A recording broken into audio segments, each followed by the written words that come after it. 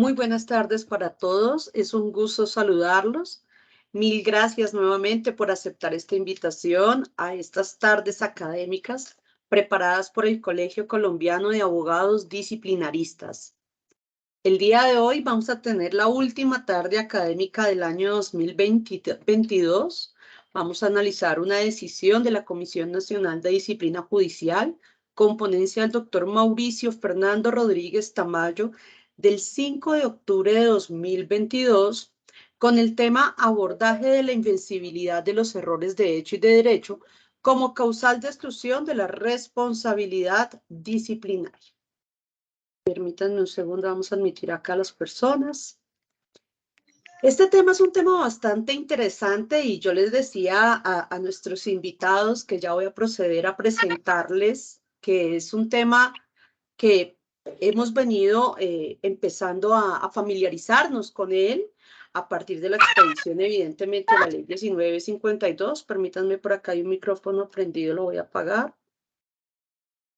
Que establece como una nueva causal de exclusión de la responsabilidad, la número 8, que dice que se encontrará favorecido quien realice la conducta con la convicción errada e invencible de que su conducta no constituye falta disciplinaria. Si el error fuere de hecho vencible, se sancionará la conducta a título de culpa siempre que la falta admita tal modalidad.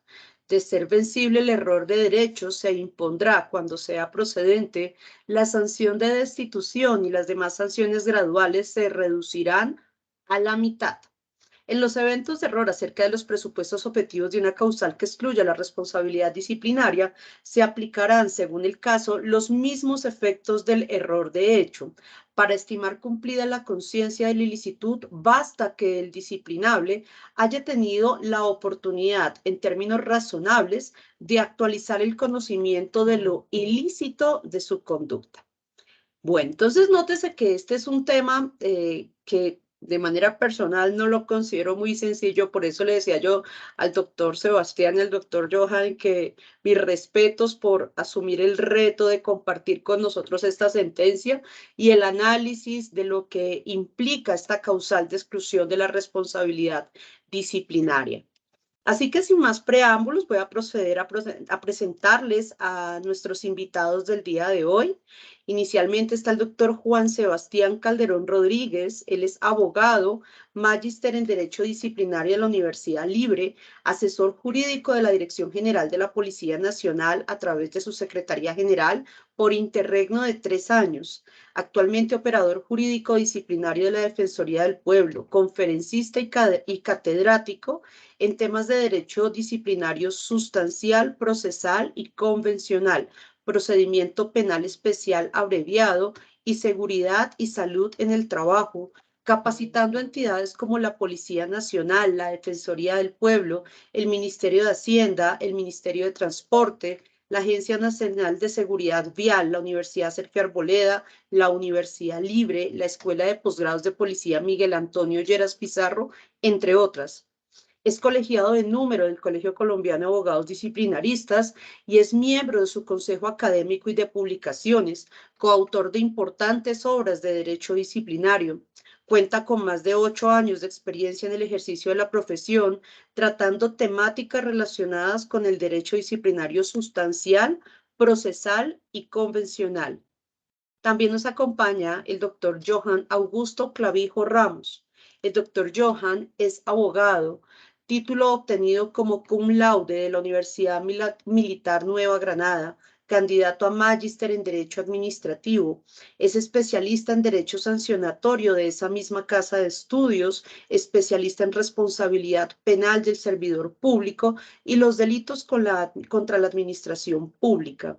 Ejerce la profesión como abogado defensor en procesos disciplinarios ante la Procuraduría General de la Nación, oficinas de control interno disciplinario de diferentes entidades, comisiones seccionales de disciplina judicial. Asimismo, actúa en la defensa técnica de militares y policías, litigante en procesos contenciosos administrativos. De igual forma, es abogado sustanciador de la Oficina de Control Disciplinario de Juzgamiento de la Secretaría de Educación del Distrito de Bogotá.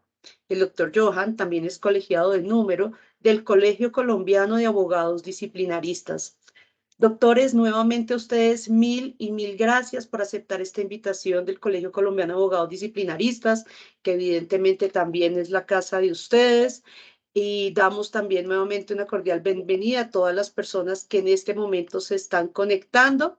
Y sin más preámbulo, doctores, los escuchamos en este interesantísimo tema y en un reto, insisto, para mí muy importante, el cual ustedes han asumido el día de hoy. Los escuchamos. Muchas gracias, doctora Lidby Díaz, a mi colega Sebastián. Pues el orden establecido es el siguiente.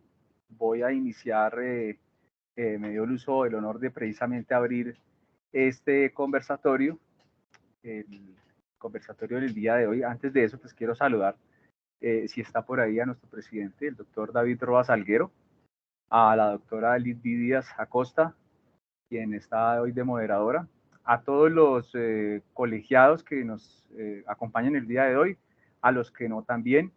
Un saludo muy especial a la doctora Carolina Santander, que es la jefe de la Oficina de Control Disciplinario, Sala de Juzgamiento de la Secretaría de Educación. A todos, bienvenidos. El tema de hoy es el abordaje de la invencibilidad de los errores de hecho y de derecho como causal de exclusión de la responsabilidad disciplinaria en la ley 1123. A manera de inicio y como para romper el hielo, vemos a una persona, puede representar a cualquiera de nosotros. Refleja al profesional del derecho que mira hacia adelante y en su ejercicio profesional tiene que andar siempre con sus deberes debajo del hombro. Adelante está la justicia, justicia que debe defender, justicia que debe precisamente salvaguardar. Hay unos intereses jurídicos en alto, en manos de los abogados, pero por infracción de esos deberes también la misma justicia, que en nuestro caso el juzgamiento deontológico es a nivel judicial, pudiese verse en curso de una investigación disciplinaria ante las comisiones seccionales de disciplina judicial. Entonces, con ese abrebocas, quisiera, doctora Lidby, que me pasara a la siguiente presentación.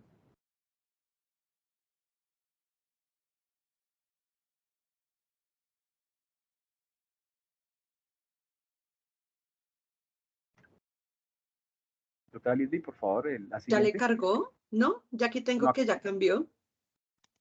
Ya. Bueno, voy a continuar, porque pues igual forma la siguiente diapositiva trata acerca precisamente del error de hecho y de derecho. Y entre ellas precisamente invoca la causal de exclusión de la responsabilidad disciplinaria. Pero el tema aquí precisamente es revisar si es invencible o no es invencible esa exoneración o esa exculpación. Entonces, para ello, hoy precisamente vamos a analizar el tema de este tema a raíz de una sentencia de la Comisión Nacional de Disciplina Judicial de fecha 5 de octubre del 2022, cuyo magistrado ponente es el doctor Mauricio Fernández Rodríguez Tamayo. La radicación pues está ahí en la presentación. Está en PDF, de pronto bajarla un poco y ahí aparece el radicado.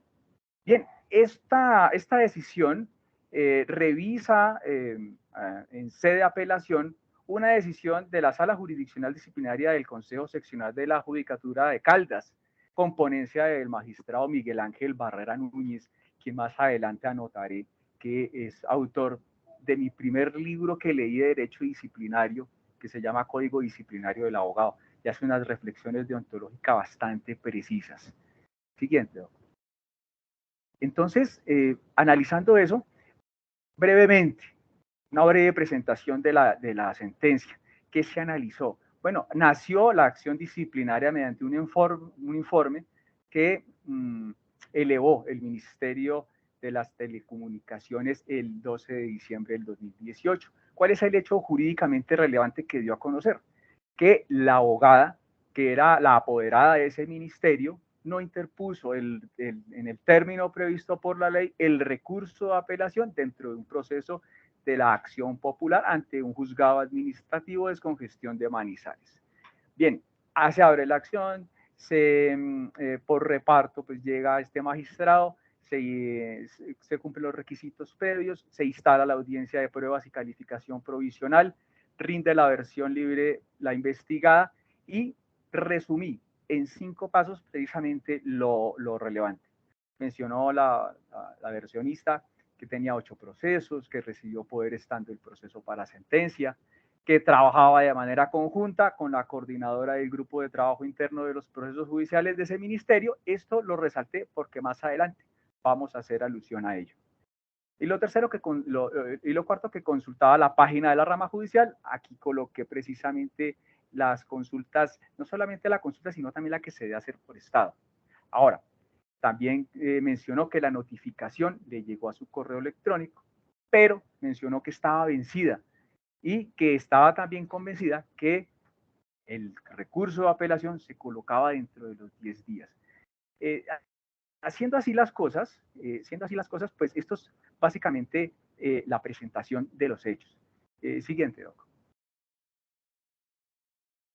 ¿De qué trata precisamente el análisis de esta sentencia? Y es, el asunto medular es que se enfrentan 2 términos legalmente establecidos. El primero, que es el artículo 77, numeral primero del CEPACA, que menciona, entre otras, que el recurso de apelación contra una sentencia, pues se debe interponer dentro de los 10 días a la notificación. Y versus, precisamente, lo que señala el Código General del Proceso en el artículo 222 del numeral primero, señala que son 3 días, efectuando precisamente una remisión del artículo 37 de la ley 472 del 98, que hace alusión precisamente a las acciones populares. Muy bien, frente a esta confusión era que se enfrentaba lo que se discute precisamente en este proceso siguiente. Paso a seguir precisamente y finalizada, para concluir esta audiencia de pruebas y calificación, se le formuló cargo a la abogada, en donde precisamente se le indicó que inobservó el numeral 10º del artículo 28 de la ley 1123 en conjunción con el artículo 37 numeral primero, es decir, que constituye falta a la debida diligencia profesional. Esto es una amalgama, esto no se puede separar. Si bien no hay la oportunidad de poder revisar esto, en otras conferencias ya lo han señalizado. Esta formulación de cargo también señaló que era su conducta a título de culpa, y coloqué el error al lado de la culpa porque ahí es donde vamos a centrar el debate precisamente de esta situación. Ahora bien, nótese en la parte de abajo que señala cuál es o de qué trata esa celosa diligencia. La RAE dice es un cuidado, es una diligencia, es un esmero que alguien pone a hacer algo. Y lo segundo, otra interpretación, dice es un interés extremado y activo que alguien siente por una cosa o por una persona. Entonces, así debe ser la diligencia profesional. Siguiente. Bien, ahora, dentro de esa misma audiencia, ya pasó a la audiencia de juzgamiento, precisamente ella propuso que había actuado bajo un error que precisamente pues debía exonerársele. Sin embargo, en la sentencia analizó 2 fundamentos. El primer fundamento que se analizó en la sentencia de primera instancia se basa en la antijuridicidad, y la sentencia estimó que el deber de la celosa diligencia profesional se vio infringido por la parte de la investigada al no indagar sobre los procedimientos y la normatividad que regulaba el trámite de la acción constitucional cuando se encontraba en plena capacidad de hacerlo. Aquí recordamos entonces el interés extremado y activo que alguien siente por una causa o por una persona. Aquí está el diablito y el angelito, es decir, o hago lo bueno o hago lo malo. Entonces la sentencia identificó este primer elemento de antijuridicidad. Y seguidamente, siguiente, aborda el elemento de la culpabilidad y menciona y dice, la primera instancia sostuvo que el actuar de la disciplinaria provenía del descuido y negligencia propios de la culpa. En eso no hay discusión. Precisó que el error de la abogada era fácilmente vencible. Ahí empezamos a dilucidar lo que va a pasar más adelante con la explicación. Y bastando para ello recurrir a la normatividad especial contenida en la ley 742 del 98, la cual dispone expresamente que se debe remitir al Código de Procedimiento Civil y Código General del Proceso en materia de recursos de apelación de sentencia. Y pues gráficamente, a manera de, se puede decir gráfica, no para el hecho de hacer burlón ni nada de esto, el tema de la mayor seriedad. Y es que precisamente la sentencia le marca, hoy día que estamos en el Mundial, una tarjeta roja. Vemos a Homero cuando está desesperado, no sabe qué hacer, pero en este caso fácilmente era recurrir al ABC de qué es una acción popular, de qué trata, y ahí aparece en el ABC cuántos días debe interponer el recurso. Bien, siguiente. Entonces, el fallo de segunda instancia señala varias cosas que está aprobado. Uno, que el error había sido invencible, así lo mencionó, porque según el convencimiento de que precisamente su recurso de apelación se presentaba 10 días posterior a la notificación personal. El segundo hecho probado que se mencionó precisamente en esta decisión es que la abogada tenía el pleno convencimiento porque así lo orientó la coordinadora del grupo de trabajo interno de procesos judiciales y otros grupos de abogados de la entidad. Tercero, que es clave, y es el tema de tipicidad, que el fallo de primera instancia le había sido entregado luego de 5 días. Sin embargo, comparando esta providencia, pues carece de credibilidad revisada bien la versión libre, pues porque ya estaba fenecido el término. Cabe mencionar que aquí empieza a cuestionarse el tema si es vencible o no es vencible. Muy bien, siguiente. El problema jurídico que precisamente se planteó la Comisión Nacional es el siguiente. Está acreditada la configuración de la causal de exclusión de responsabilidad disciplinaria contenido en el numeral sexto del artículo 22 de la ley 1123, consistente en haber actuado bajo la convicción errada e invencible de su conducta, que su conducta no constituyó falta disciplinaria. Nos enfrentamos entonces a un error vencible y a un error vencible, y la sentencia explica entonces cuál fue. Muy bien, siguiente.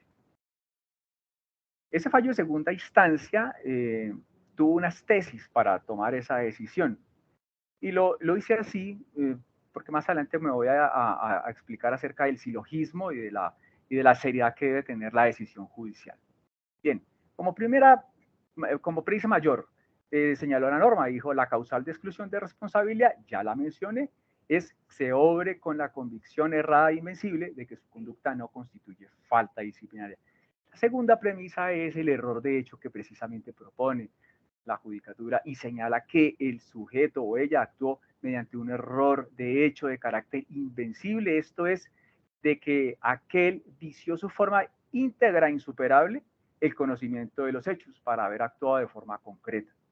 Y aquí dejo entre paréntesis la figura de la legítima confianza que más adelante mi colega profundizará acerca de ese tema. Lo tercero, señala precisamente que es un error de derecho. También señala, dice, es un error de derecho. Cualquier error sobre los presupuestos fundamentales corresponden a factores normativos. Es decir, cualquier entendimiento irregular o inconcreto acerca de dichos tópicos tendría que ser catalogado como un error de derecho. Fíjese que en este planteamiento menciono cuál es la norma, cuál es el error de derecho y cuál es el error de derecho, pero vamos adelante más a mirar a qué corresponde y si fue acertada o no fue acertada la decisión. Siguiente. Muy bien, respecto precisamente de la tesis que tuvo esta decisión, extraje precisamente el hecho o la conducta y señalo que fue haber interpuesto de manera extemporánea el recurso, ya lo hemos mencionado, pues se trataba de un proceso de una acción popular que tenía su regulación especial.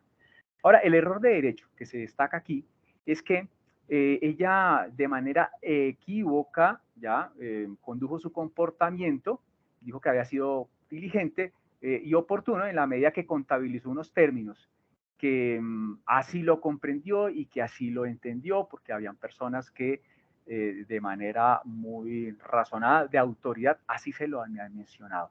Y mencionó una prueba de ello, y fue precisamente la declaración que tuvo esta funcionaria, la cual le informó que los términos para recurrir eran de 10 y no de 13. Entonces, a partir de ahí surgen problemas medulares para poder analizar el tema. Siguiente.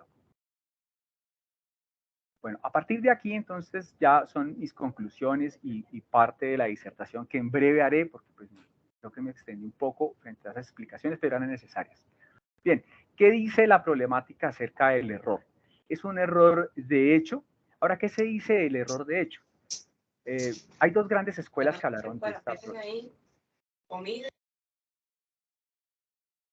Bueno, hay un micrófono abierto. Existen dos escuelas tranquilo. que precisamente hablaron de esta problemática. La primera, pues, es la escuela o la teoría causalista, la cual estudia precisamente este error, pero en la culpabilidad. Tendríamos que retomar el tema para analizar los elementos de la responsabilidad, pero no lo vamos a hacer aquí. Y la otra es la teoría finalista, que distingue precisamente entre error de tipo y entre error de prohibición. Algunos dicen que la primera está en desuso y que la vigente es la que trae la teoría finalista. Pues bien, el primer error, vamos a hablar acerca del error de hecho, aborda los elementos de la descripción legal. Y el segundo, pues son errores de derecho sobre la permisión de la conducta. Creo que eso quede totalmente claro. Entonces, algunos doctrinantes afirman que el error de hecho es semejante al error de tipo y que el error de derecho es semejante al error de prohibición. Ahora, ¿cómo distinguir una de otra? El error recae precisamente en el error de tipo, es cuando el autor no sabe lo que hace. Y en el error de hecho o error de derecho, el autor sí sabe lo que hace, pero supone erradamente que estaría permitido con su comportamiento. Notes aquí entonces las diferencias, porque la comisión dijo que era un error de hecho. Y aquí, según la teoría, dice que quien supone erradamente que estaría permitido su comportamiento es un error de prohibición. Muy bien, ahora, para la teoría finalista, recordemos que sin voluntad no hay acción. En esto no quiero ondear más del asunto. Simplemente quiero que lo tengamos claro porque aquí no se va a analizar el dolo. Ahora bien, para la escuela, precisamente finalista, el error este error se estudia acudiendo a los elementos del tipo, tanto fácticos como normativos, pero para poder resolver precisamente esa problemática del error de las dos escuelas, propusieron una forma que lo diré de manera muy resumida, y me disculparán que lo aborde así de manera tan atropellada. De un lado, la teoría causalista descarta la culpabilidad dolosa, pero queda en pie la culpabilidad a título de culpa. Y otro lado, la teoría finalista descarta la acción típica dolosa, pero existe la acción típica culposa, si la ley la contempla como tal. Pues bien, sé que es por cuestión de tiempo, pero entonces voy a abordar el tema porque pues, la cuestión es apremiante. Ahora, voy a centrarme en el error de derecho y voy a resumir algunos elementos que me pueden ayudar a dar luces frente a la problemática del error. Y me pregunto, nuevamente, ¿es un error de hecho, como lo afirmó la sentencia? Entonces, para ello, voy a identificar varias hipótesis de los errores de prohibición y ustedes dirán en cuál se encaja más. La primera, el sujeto desconoce la ley. Entonces, aquí vale hacer un alto en el camino. Y pregunto, ¿un abogado desconoce la ley en temas de interposición de recursos? Yo creería que no. Lo segundo, el sujeto interpreta mal la ley o la conoce defectuosamente.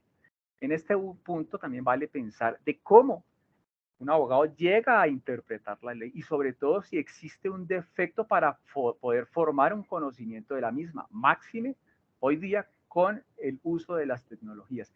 Y un tercer elemento, precisamente este error de prohibición, el sujeto supone con su conducta que existe con ella una causal de justificación. Muy bien, entonces con ello quiero ya concretar el tema de ya lo he dicho, el tema de la problemática acerca del error, es un error de hecho. Ahora, la importancia de esta sentencia conforme al silogismo judicial. El silogismo judicial precisamente trata acerca de una forma lógico-formal en donde a través de premisas, a través de análisis de principios, se efectúa un razonamiento judicial que se ve plasmado precisamente en la decisión. Esto lo ha denominado la academia como el silogismo judicial. ¿En qué consiste esto? Pues es un punto de argumentación formal a través de la cual se toma una premisa mayor, que es la norma, una premisa menor, que pueden ser los hechos, subsumidos ellos, se saca una conclusión y en ella debe tener una conclusión que sea vinculante. Muy bien, si hacemos el ejercicio del silogismo frente a esta decisión, vemos que no se cumple. Muy bien, ahora el otro tema que es obviamente relevante tratar es acerca de la calificación jurídica de primera instancia y tiene un alto contenido deontológico. Y analizando precisamente el libro de quien proyectó la decisión, ya que es el magistrado Miguel Ángel Barrera, vemos que él mismo dice que la celosa diligencia es una gestión que no se debe ahorrar esfuerzos dentro de los límites de la legalidad, que se debe actuar de manera acuciosa. Y para finalizar, era un error invencible, pero no por las razones de las que se expuso en ambas provincias judiciales. Aquí vemos un ejemplo, en donde, pues, este ejemplo, aquí aparece mi hija es de la selección de karate de Bogotá, y vemos un árbitro al fondo, y vemos a Messi. Nótese que los jugadores, dentro de sus deportes, conocen de igual manera las reglas como la conoce el árbitro o el juez. Incluso puede llegar a conocerla más, porque ellos conocen dentro de la práctica qué se debe hacer y cuáles son sus límites. Ahora, el juez sabe de derecho, pero también el abogado. Y si sus decisiones dentro de derecho son deontológicamente neutras, para que sea deontológicamente neutra, nuestras decisiones en el ejercicio deben cumplir con esos límites que exige la legalidad. Entonces, para mí, para este servidor, la propuesta que se puso en la sentencia no era la indicada, pero sí era un error invencible, pero no por las razones de la provincia judicial, porque nótese que la abogada conoció posterior de los 5 días que debía interponer el recurso, razón por la cual no podría y habría ahí sí un error de hecho, no un error como lo mencionó la Comisión Nacional de Disciplina Judicial. Con esto, pues, finalizo mi intervención dándole paso a mi colega, doctor Sebastián.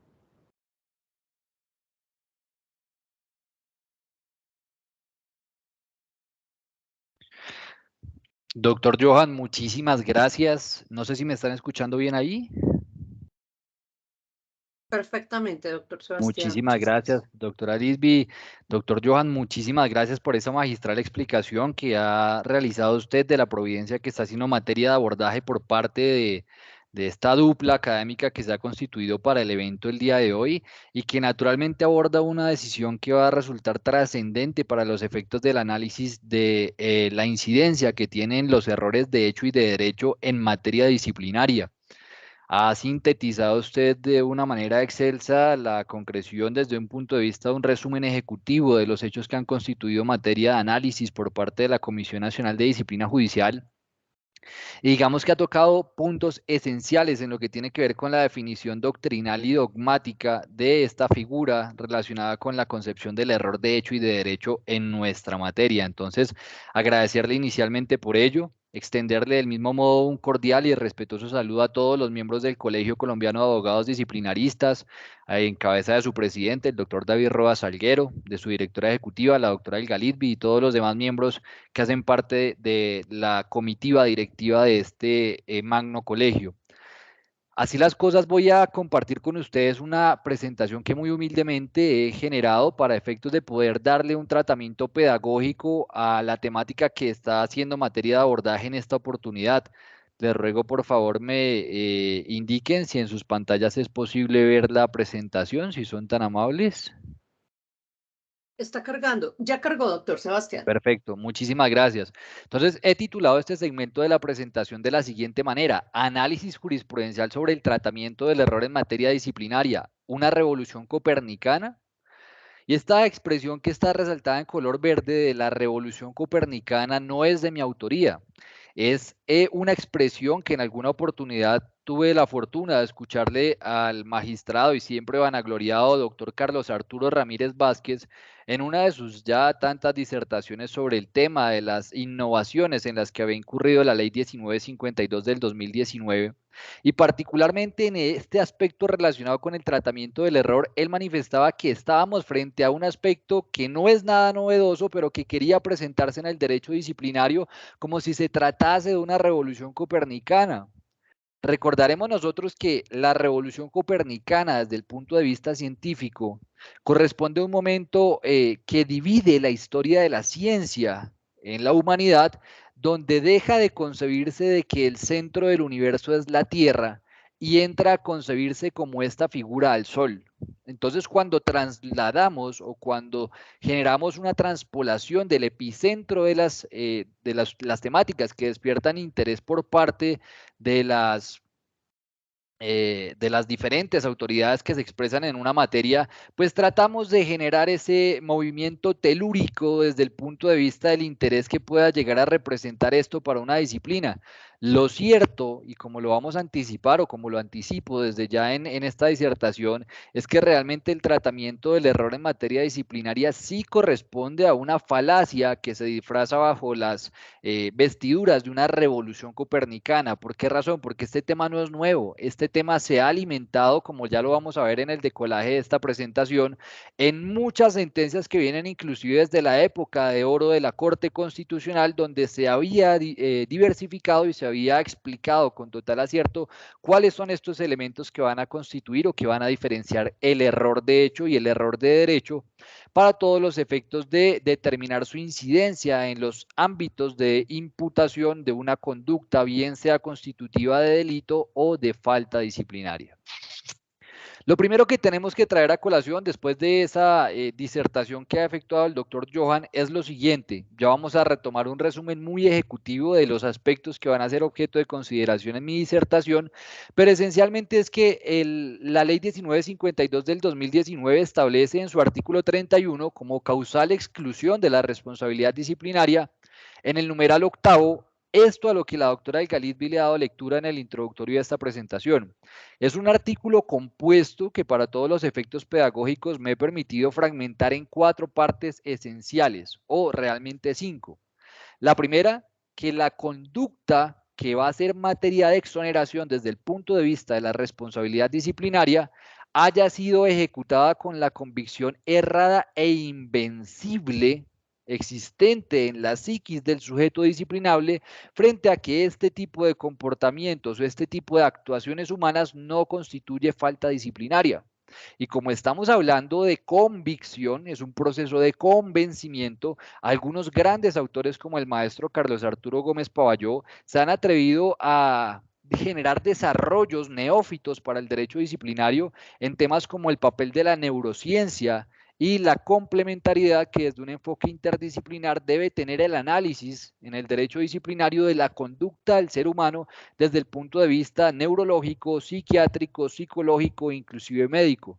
Son pretensiones ambiciosas que todavía no se logran dimensionar en el derecho disciplinario, pero que justamente encuentran asidero o encuentran razón de ser en este tipo de situaciones. Yo no puedo determinar una convicción si no puedo explorar el ámbito interno de la psiquis del ser humano. Dentro de esta caracterización, se puede establecer que si esta convicción con la que actúa el individuo está motivada por un error de hecho, es decir, de los presupuestos que constituyen su conducta, y siempre que estos presupuestos que constituyen la motivación de su conducta pudiesen ser vencibles, lo que se va a producir para los efectos de la determinación de la culpabilidad. Ojo con esto, este es uno de los puntos que vamos a tocar desde el abordaje que hace la Comisión Nacional de Disciplina Judicial, porque es algo muy interesante en donde el mismo magistrado anteriormente situaba la afectación del error frente a la culpabilidad y para los análisis de la ley 1123 del 2007, ahora en esta providencia dice que afectan es la tipicidad, pero ya vamos para allá. Si el error fuera vencible, lo que se produce es una degradación en el título de imputación subjetiva de la culpabilidad. Esto es, que si la conducta se produce con dolo, ya no le voy a imputar el dolo, sino que le debo imputar una culpa, siempre y cuando la modalidad de la conducta lo permita. Pero adicionalmente, si estamos hablando de una conducta preliminarmente calificada como culposa y acreditamos la existencia de este tipo de error, pues vamos entonces a tener la necesidad de degradar estos títulos de calificación tipológica de la culpa para que si estamos hablando de una culpa gravísima, tengamos necesariamente que degradarla a una culpa grave. Todos ya sabemos que sancionatoriamente hablando, los términos en los cuales se dosifica la sanción disciplinaria son mucho más lesivos cuando hablamos de una culpa gravísima que de una culpa grave. Ahora existe por lo menos en la ley 1952 una distinción entre el dolo y la culpa gravísima porque en la ley 734 se les proveía un tratamiento totalmente homogéneo y sin diferenciación de ninguna naturaleza. Ahora en la ley 1952 por lo menos entramos desde el punto de vista sancionatorio a diversificar estos dos conceptos. Ahora bien, si el error es vencible, pero es de derecho, se impondrá la sanción de destitución en el caso de las faltas gravísimas ejecutadas con dolo y el resto de las sanciones, entiéndase la inhabilidad general, podrá reducirse hasta la mitad. Lo que quiere decir que en el caso del error de derecho que resulta vencible, la consecuencia jurídica es también una degradación, pero sobre la sanción accesoria. Y esto tiene una lógica. Yo no puedo graduar la intensidad de la destitución. Yo no puedo decirle al servidor público, señor, lo voy a destituir por esta semana, pero lo vuelvo a reincorporar la otra semana. Yo no puedo decir, señor, lo voy a destituir un mesecito, porque es que la destitución en los efectos que están previstos en el actual artículo 48 establece la terminación de la relación del funcionario público con la administración y esta terminación tiene efectos definitivos, no transitorios, como sucede, por ejemplo, en el caso de las suspensiones. También esta norma nos establece que en aquellos casos de error sobre los presupuestos objetivos de una causal excluyente de responsabilidad disciplinaria, se deberán aplicar los mismos efectos del error de hecho. Entonces, en este caso, vamos a tener que aplicar exactamente lo mismo. Frente a las sanciones accesorias, se producirá una reducción de hasta el 50%, pero se podrá mantener la sanción principal. Y ojo con esto, esta parte es lo que a mí siempre me ha generado resquemor desde el punto de vista de la interpretación de este artículo 31, y es el inciso final de la norma. Para estimar cumplida la conciencia de la ilicitud, es decir, para que yo pueda tener por acreditado que el servidor público conocía la ilicitud de su conducta, ojo con esto, basta que el disciplinable haya tenido la oportunidad en términos razonables de actualizar el conocimiento de lo ilícito de su conducta.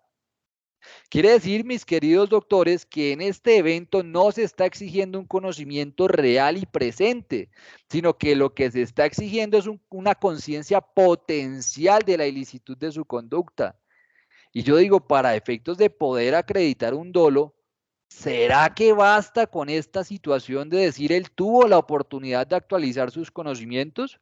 Y como lo vamos a ver en este caso, encontramos que este tipo de interpretaciones que establecen una presunción de derecho, una presunción iure iure, son supremamente nocivos y nefastos los efectos que va a representar la aplicación de estos artículos para efectos de la acreditación del dolo, porque volvemos a lo mismo que estaba con la ley 734.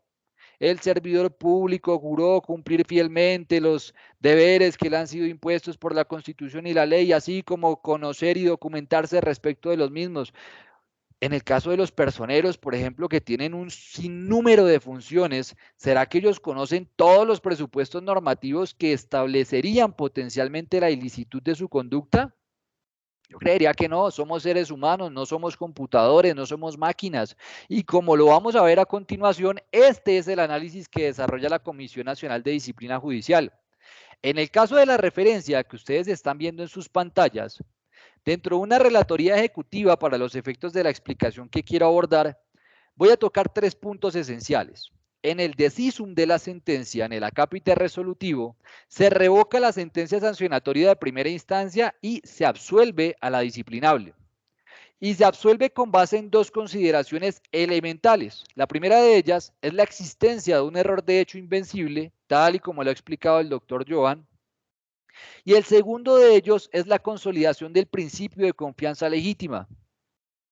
Una situación es acreditar la existencia de un error de hecho y otra muy diferente es tipificarlo o enclaustrarlo dentro de la naturaleza de vencible o invencible. Desde ya debo manifestar mi total desacuerdo con la argumentación, ojo con esto, no con la decisión final, sino con la argumentación en la cual se estructuró la decisión de absolución, porque en mi criterio se está abogando a un factor que no es verídico. Ya lo explicaba el doctor Johan que este error de hecho se tipificó en el entendido de que la abogada que estaba siendo sujeto del proceso disciplinario presuntamente había solicitado una cohonestación de conceptos con otros abogados de la entidad para la cual trabajaba frente a cuál era el término para interponer el recurso de apelación en contra del fallo de primera instancia proferido dentro de una acción popular.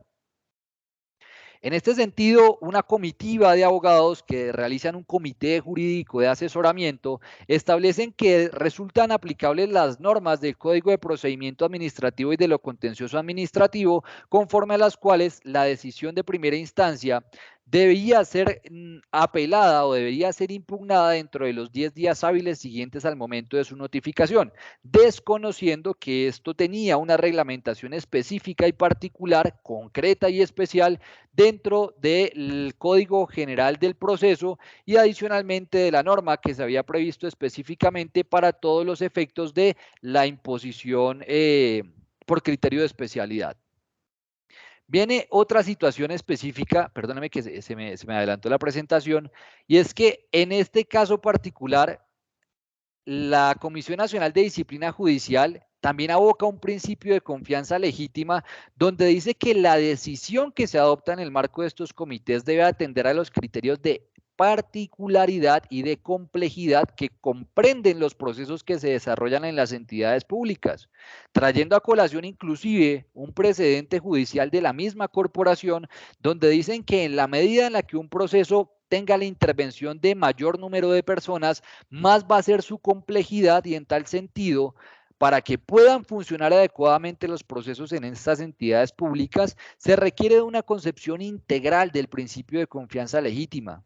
Esto es, que el servidor público pueda confiar en el criterio de su par que está sentado en ese comité, de manera tal que si él profiere un concepto jurídico, yo pueda presumir de manera confiable y con la buena fe, la presunción de la ubérrima bona fide de la que habla la Constitución Política en el artículo 83, que esta persona está capacitada, es idónea y cuenta con los elementos cognoscitivos suficientes para poder proferir ese tipo de conceptos. Así las cosas, con base en estos dos elementos macro que ya fueron de todas maneras explicados en amplitud por el doctor Johan, se absuelve a la implicada revocando la decisión sancionatoria de instancia. Yo traigo ante ustedes una serie de razonamientos que me parece que esta decisión proferida por la Comisión Nacional de Disciplina Judicial pretermitió, no de manera consciente, de manera deliberada, sino que, digamos, en la fugia que se genera dentro de la carga laboral que pueden tener los despachos en esta alta corte, se pueda presentar para adoptar algunas decisiones que de pronto deberían contar con una mayor fundamentación, y esto lo manifiesto con el mayor de los respetos, más porque he tenido la oportunidad de compartir con el magistrado ponente y de igual forma pues me merece un respeto grandísimo por sus calidades personales y profesionales. Pues resulta que cuando nosotros abordamos la decisión encontramos dentro de la diligencia de versión libre que la implicada manifestó que no tenía conocimiento frente a cómo se debían manejar las acciones populares, que de hecho tenía una carga de procesos aproximada a los 50 expedientes, y en tal sentido yo digo, un momento, es uno de los deberes que se establece en la ley 1123 del 2007, que es el estatuto disciplinario para los abogados, el rehusarse a aceptar los cargos para los cuales no nos encontramos capacitados. Y entonces diría uno en una primera perspectiva, oiga, y entonces esta señora si no sabía manejar acciones populares, ¿por qué razón aceptó ese encargo? Y entonces yo vengo con una reflexión esencial para todos ustedes. ¿Será que nosotros en nuestro ejercicio profesional siempre nos las sabemos todas? ¿Será que nosotros como abogados conocemos a completitud y con la profundidad que se requiere todos los temas que se nos encomiendan?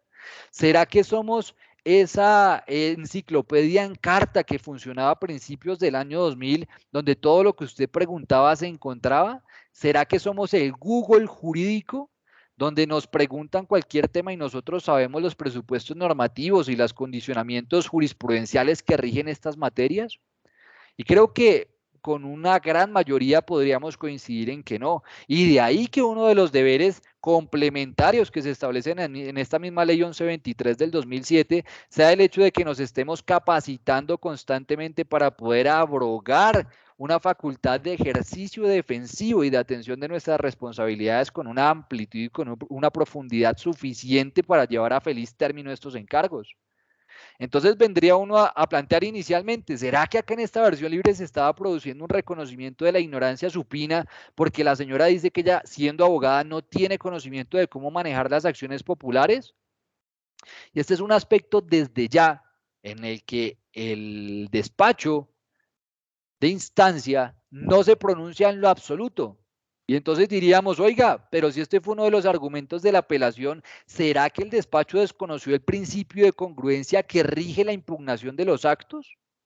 O más bien por otra parte, como caracteriza al magistrado Mauricio Rodríguez y como también caracteriza al magistrado Carlos Arturo Ramírez, sin que ello signifique que los demás honorables magistrados no lo hagan, pero preponderantemente ellos dos hayan adoptado una decisión cobijada por un control integral de legalidad con enfoque de garantía de derechos.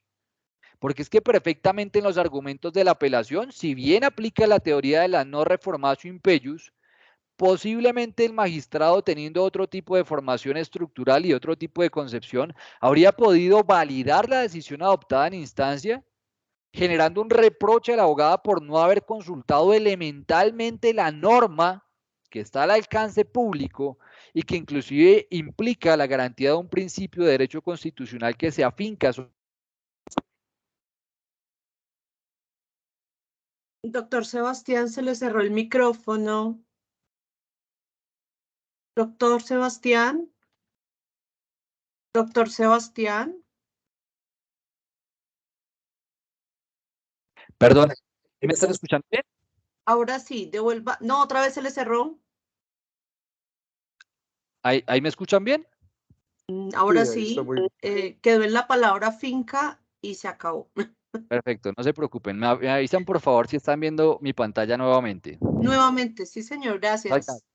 Entonces les decía que en este caso la decisión se afinca en un control integral de legalidad donde verificamos que más allá de las impugnaciones o más allá de los motivos que hubiesen podido resultar fútiles para los efectos de la revisión por parte de la segunda instancia, lo que hace este despacho es magistral, porque falla con un enfoque de garantía de derechos que lo que busca es la verdad material de los hechos, no la verdad procesal.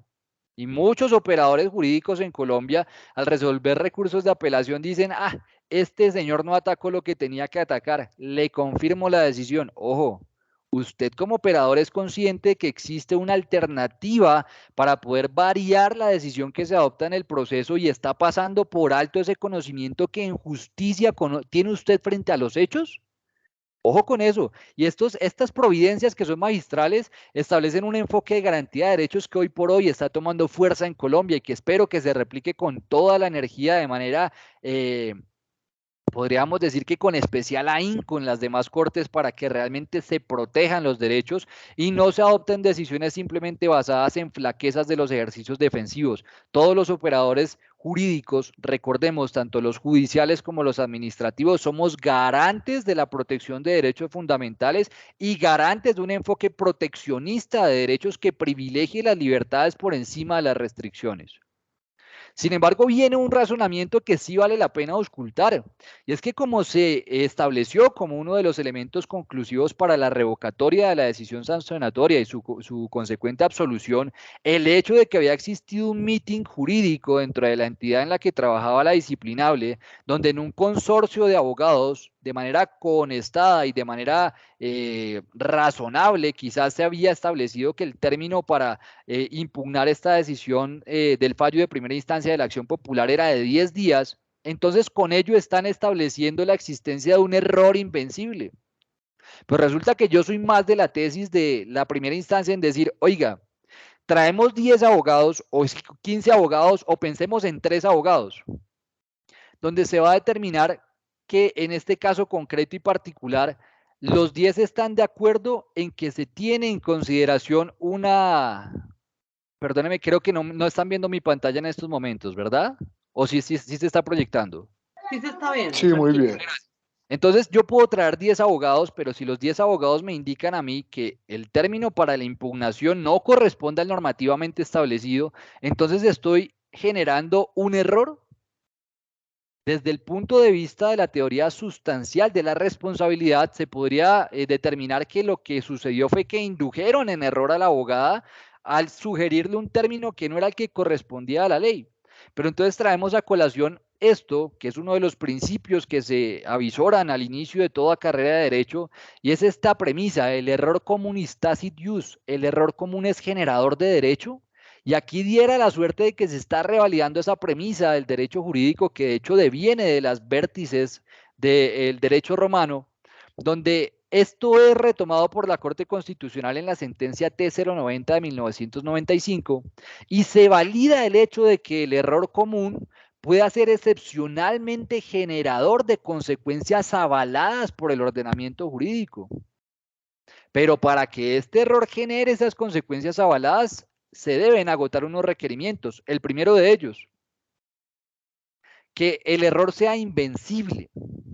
Segundo, que además de que sea común a muchas personas que razonablemente puedan interpretar la consecuencia que se adopta, resulte inevitable hasta para el más prudente de los hombres. Y entonces el razonamiento que nos exponía el fallador de primera instancia es: hombre, bastaba con consultar la norma que regulaba especialmente el tema.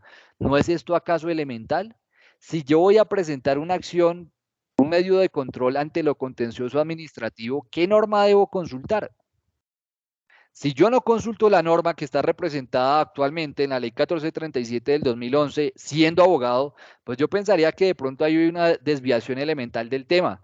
Pero acá se logró tipificar esa existencia o esa confluencia del error por el concierto de abogados que dieron un concepto totalmente errado. En este caso, en mi criterio, y yo soy concordante con la posición del doctor Johan, y es que la razón de revocatoria y de absolución no debió haber sido la existencia de un error de hecho invencible, sino el hecho de que ya le entregaron a la disciplinable el trámite para la estructuración y la presentación del recurso con el término totalmente fenecido. Y esto también me aparto muy respetuosamente del criterio del doctor Johan, pero no puede ser generador de error, sino de pronto de un caso fortuito. Desafortunadamente en el derecho disciplinario se maneja una estructura diferente a la del derecho penal frente a la teoría de la lesividad o el principio de la lesividad, porque ya recordaremos que ampliamente se ha decantado en la jurisprudencia que el derecho disciplinario no protege bienes jurídicamente tutelados. Y a pesar de que en algún sector de la doctrina se acuñó esta teoría bajo el amparo de la visión de Binding frente a la teoría de los bienes jurídicos inmanentes, lo cierto es que ya jurisprudencialmente ha sido decantado que el derecho disciplinario no se ocupa de esta situación, sino de la garantía de la correcta marcha de la administración pública. Desde ese punto de vista encontramos entonces que existe una situación que está concretamente relacionada con todos los efectos prácticos del caso fortuito, porque si bien nosotros no tenemos el hecho eximente de responsabilidad por el hecho atribuible a un tercero, sí tenemos una situación que podría eventualmente enmarcarse dentro de los linderos del caso fortuito, y ahí es donde yo diría que el recurso al momento de ser entregado para su gestión extemporáneamente imposibilitó como consecuencia lógica y natural que el mismo fuese presentado dentro del término legalmente previsto para el efecto. Máxime porque nadie está obligado a lo imposible, y si la profesional del derecho desconocía que se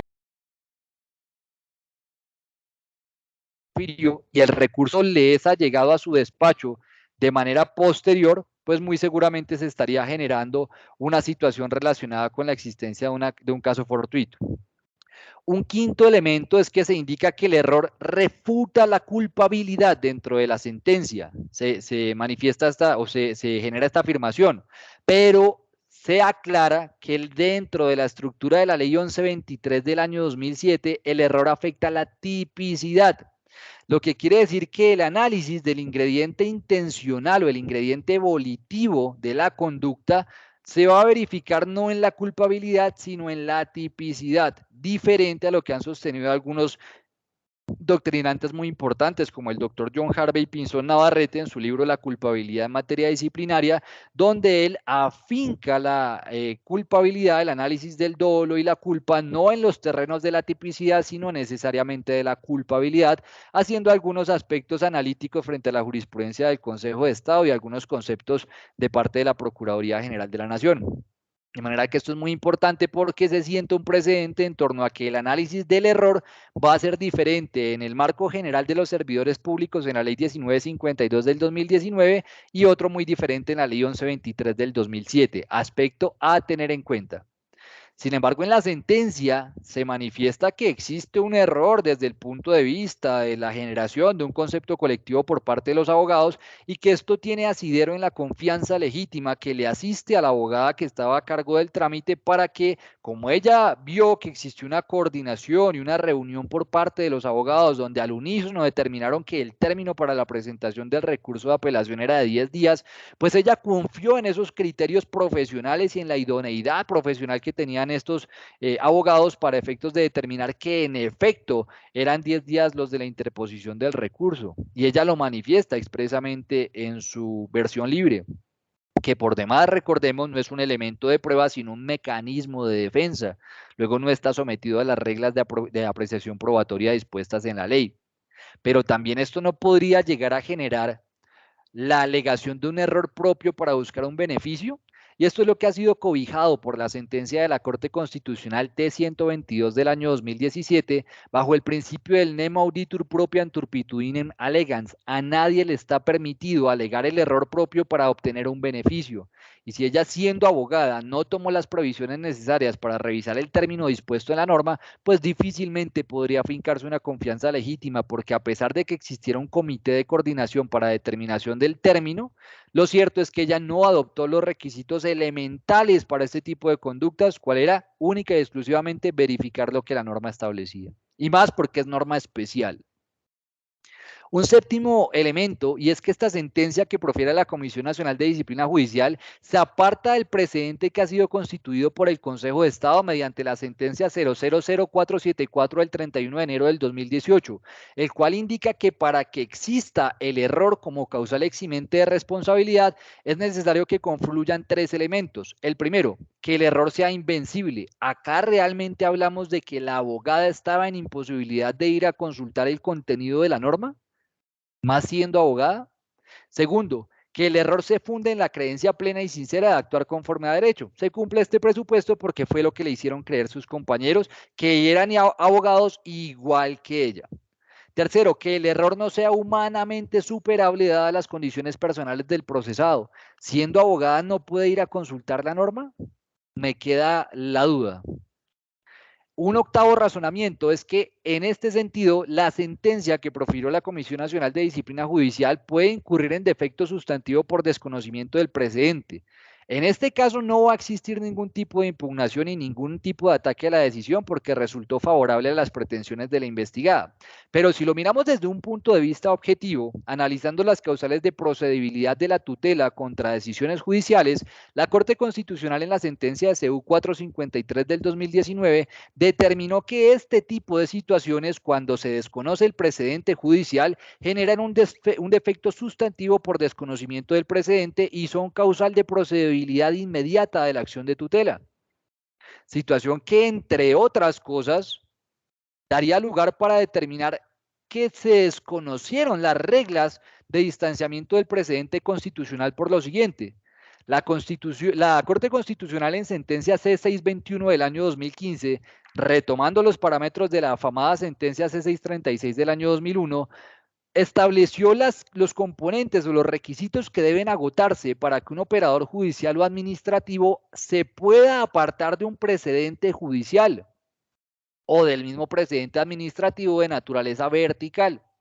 Y esto lo explica haciendo uso de la teoría de la fuerza vinculante que ha sido explicada ampliamente por el profesor Chiassoni Perluigi, perteneciente a la Escuela Genovesa Constitucional. El primero de ellos es que para desconocer un precedente, primero tengo que señalar de qué precedente se trata. Y acá en la sentencia de la Comisión Nacional en ningún momento se mencionaron los desarrollos que tiene establecidos la Corte Constitucional e inclusive la misma Comisión Nacional de Disciplina Judicial para el tratamiento del error.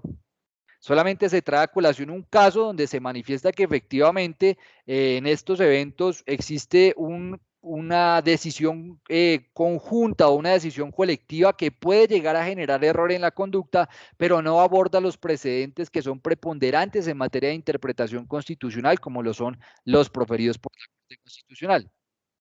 Y viene otro condicionamiento que es el hecho de exponer las razones que sustentan el cambio jurisprudencial que están afincadas en dos situaciones, invalidez o insuficiencia, porque ese precedente que está establecido jurisprudencialmente ya no es válido para analizar el caso, porque se ha proferido un cambio de línea jurisprudencial, porque se ha sustituido el criterio de interpretación normativa o porque este criterio de interpretación normativa resulta insuficiente para los efectos de abordaje del problema.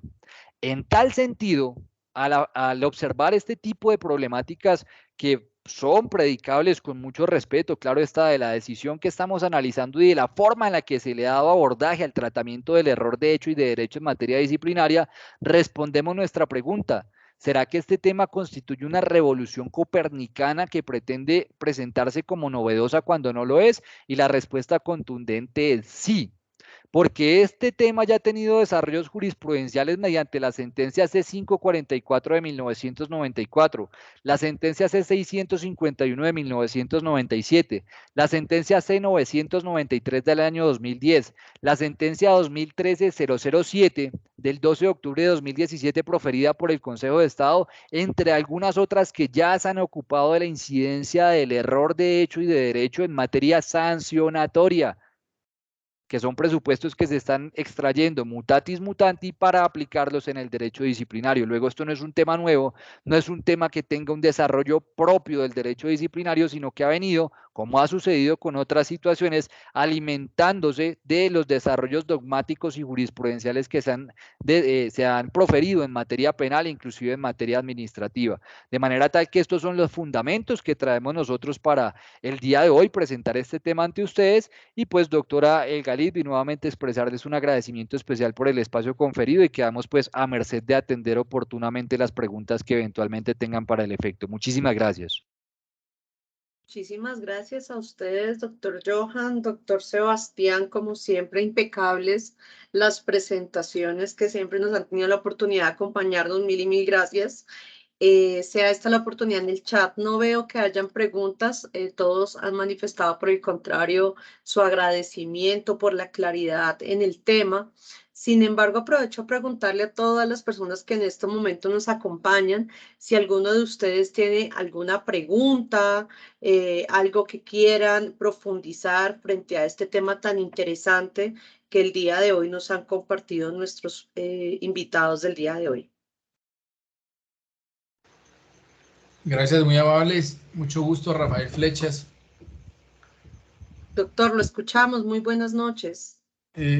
Pues yo quisiera así de pronto compartirles desde la experiencia un caso donde me alegaron la causal. La defensa me alegó esta causal en el sentido de que el disciplinado venía siendo objeto de excusa médica y al momento en que se le culminaba la excusa médica, la misma se renovaba 2 días después.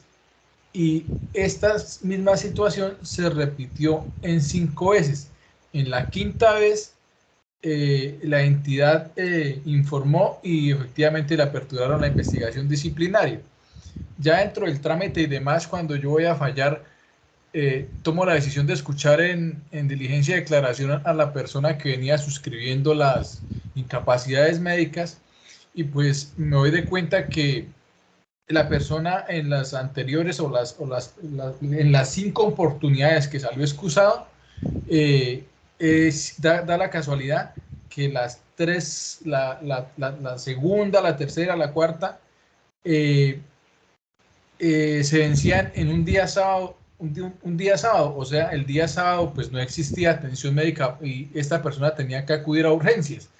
Pero entonces esa situación me la alegaba la defensa, que como quiera que en las anteriores 4 oportunidades siempre se le expidió la excusa médica 2 días después, ¿por qué en esta quinta sí le aperturaron la investigación? Entonces me alegaban esta causal.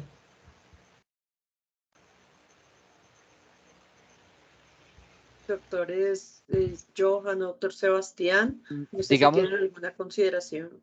sí, doctora, pues digamos, no es claro para mí a qué hace referencia la inquietud que pueda tener el doctor Flechas, porque si bien es cierto, le alegan un tema relacionado con el momento en el cual se profieren las incapacidades, no sé qué duda pueda tener frente al tema, concretamente.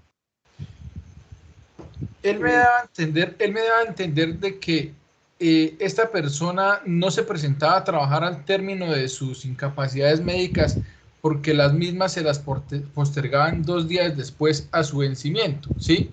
Entonces la entidad sí o sí, digamos hoy 1 de diciembre se me vencía a mí la excusa médica. Vamos a hacerlo más práctico. Mañana a las 12 de la noche se me vence la excusa médica. Se supone que el día sábado yo debo presentarme a laborar si no continúe, digamos, con algún tipo de malestar o dolencia. Yo debo regresar el día sábado a laborar. ¿Qué pasaba?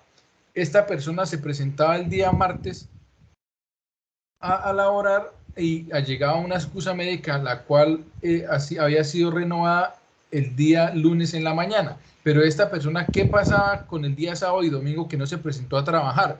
Entonces, así ocurrió 5 veces. En la quinta oportunidad se investigó, se aperturó la investigación disciplinaria y la defensa al momento de alegar los descargos y los alegatos de conclusión, él manifestaba que este tipo de causal, o sea, que el médico fue la misma entidad fue la que lo llevó a cometer el error, o sea, a que él no se presentaba una vez se le vencía en su excusa médica, sino por el contrario, él no llegaba a trabajar. Entonces no sé si eso sea algo similar al tema que estamos tratando. Bueno, me permito preguntarle, doctor Johan, si quiere contestar la pregunta o si me permite a mí presentar unas consideraciones sobre el tema. Sí, voy a hacer una acotación muy particular frente a las incapacidades que presenta la defensa. Aquí estoy descubriendo aquí algunas situaciones que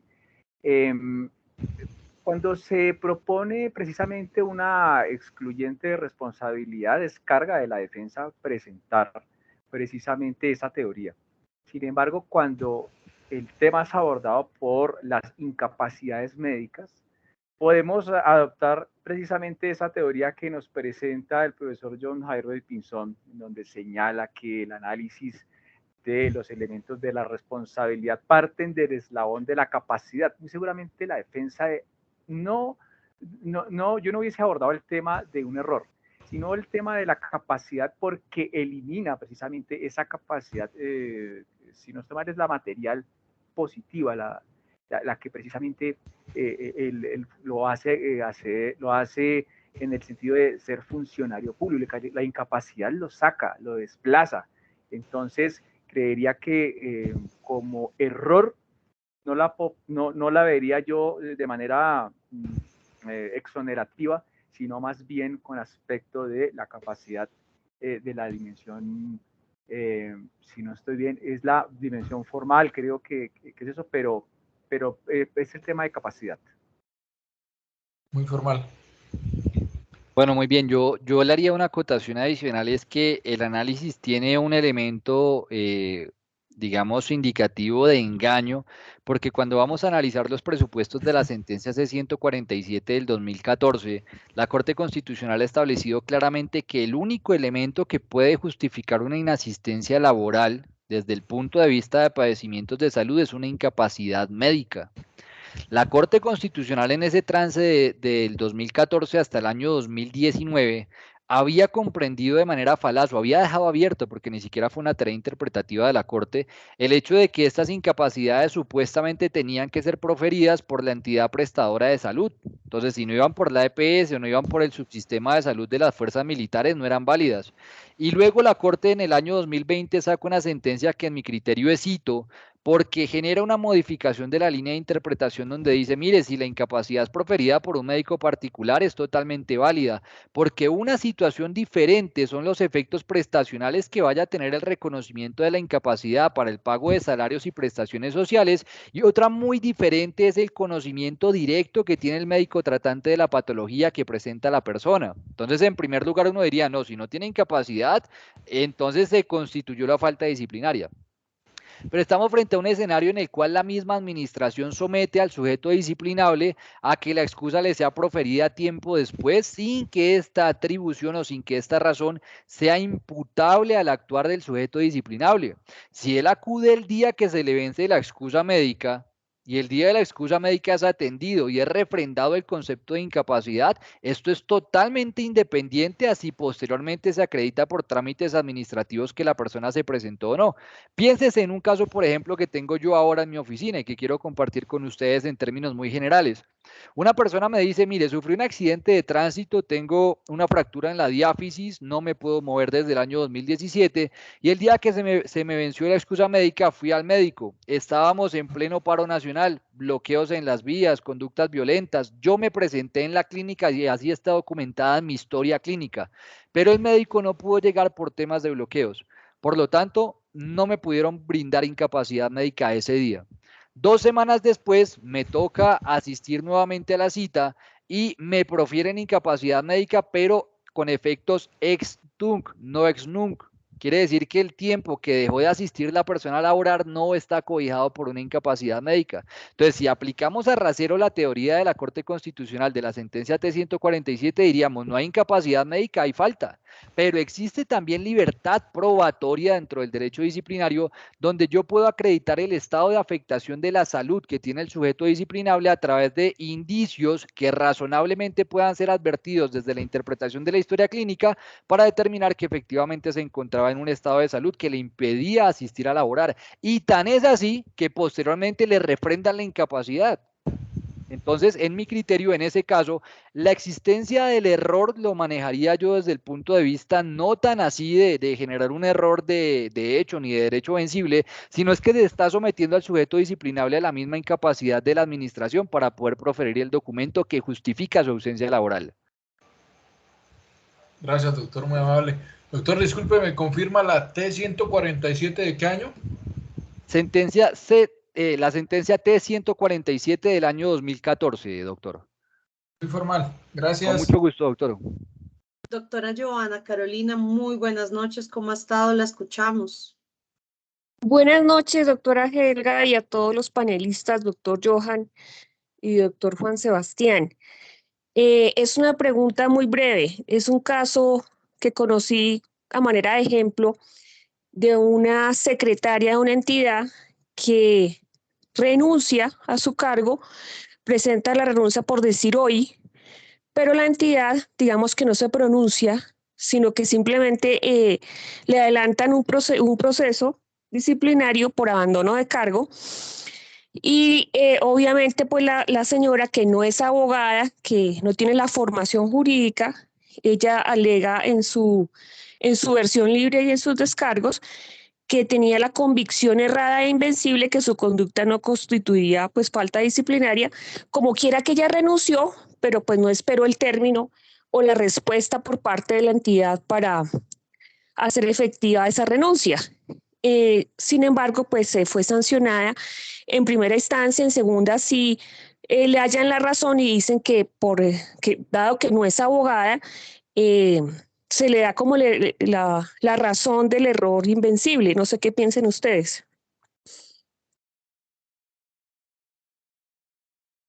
Doctor Johan, adelante, por favor.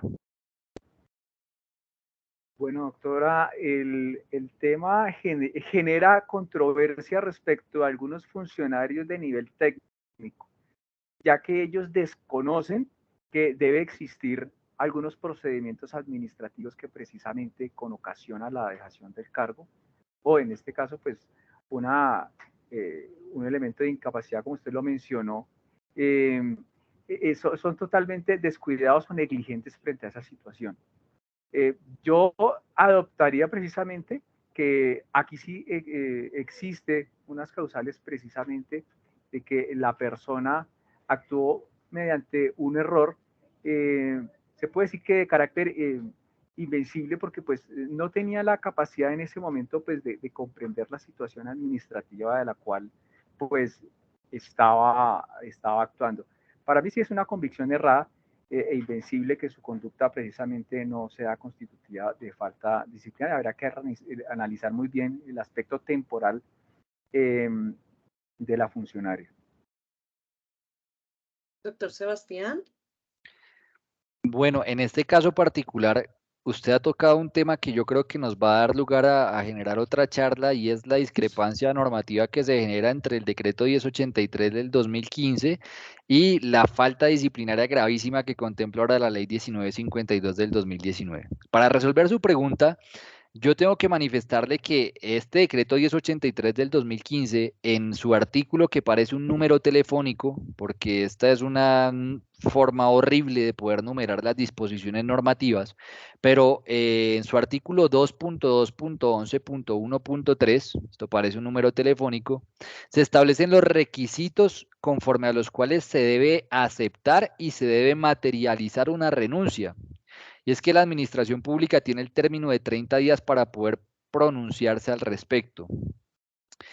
Si la persona no es abogada y no tiene el conocimiento, no puedo yo trasladarle una carga informativa que resulta técnica, pero hay aspectos que son elementales para que los servidores públicos sepan cómo materializar sus obligaciones y sus responsabilidades, más cuando normalmente este tipo de situaciones están comprendidas dentro de los actos de vinculación a las entidades. Luego, yo sí me aparto un poco del tema del error, porque yo pensaría que si es un deber de actualización en el que puede estar incursa la persona, porque más allá de que esto tenga un criterio normativo, tenga un componente técnico, no por ello se le exonera al sujeto disciplinable de conocer cuáles son sus deberes y cuáles son sus responsabilidades, y más en este tema. O si no, entonces llegaríamos a abrir la puerta a que toda conducta que vaya a ser ejecutada por un servidor público contraria a derecho no le pueda ser reprochada porque no es abogado. Ojo con eso. Son dos líneas totalmente diferentes. Interesante esa apreciación. Ay, perdóneme, doctor, siga. No, doctora, adelante para hacer el tema dinámico. No, es que precisamente les quería, escuchándolos muy atentamente, así como las intervenciones de las personas que nos acompañan en la jornada de hoy, pareciera quizás, y espero equivocarme, que al momento de aplicar esta causal de exclusión se vuelve un tema un poco subjetivo. Totalmente. Porque es que para mí puede ser algo que es suficiente considerar que la conducta pues se encuentra bajo el amparo de esta causal de exclusión con la plena certeza de la persona de que supuestamente su conducta no constituye falta. Y pues casi todos cuando actuamos, lo actuamos así de esa manera, salvo que sea doloso. Entonces podría volverse un tema de difícil manejo al momento de tomar una decisión, y como lo dijo el doctor Sebastián, ya tendríamos que entrar en la psiquis de la persona para realmente entender si puede o no puede pues superar el error. Y en segundo lugar, que me parece también más complicado, todos los servidores públicos tienen el deber de actualizarse, no solamente los abogados, todos los servidores públicos. Entonces, pues así las cosas, esta causal entonces no se aplicaría casi nunca si todos nos tenemos que actualizar, todos podemos, o sea, para que sea invencible el que yo no me dé cuenta que lo que estoy haciendo no constituye falta disciplinaria y que yo no podía despejar esa duda de mí, pues no me parece que sea como tan sencillo, ¿no? No sé ustedes qué piensen. Hay un aspecto de hecho que quiero traerles a colación, y es que el Consejo de Estado, justamente en el caso que estábamos analizando con el doctor Johan, trajo una interpretación que da lugar a dudas. La duda es razonable y en ese evento yo sí podría llegar a generar la existencia del error, porque si estoy consultando los terrenos de una corte de cierre que establece precedentes, que establece sentencias de unificación, porque debemos abandonar la concepción errática de que solo la Corte Constitucional profiere sentencias de unificación, toda vez que esto que yo estoy diciendo lo dice el CEPACA. Y si yo consulto esa jurisprudencia de esos lineamientos y en una parte me dice que son 10 días y en otra parte me dice que son 5, yo digo, bueno, ¿y ahí qué hago? Y muchas veces sucede de esta manera. Recordemos un caso reciente que se suscitó, una controversia entre la Corte Suprema de Justicia, Sala de Casación Laboral y la Corte Constitucional frente al pago de aportes por parte de trabajadores independientes. Una corte decía que tenía que pagar solamente salud, otra decía que tenía que pagar salud y pensión. ¿A quién le creo?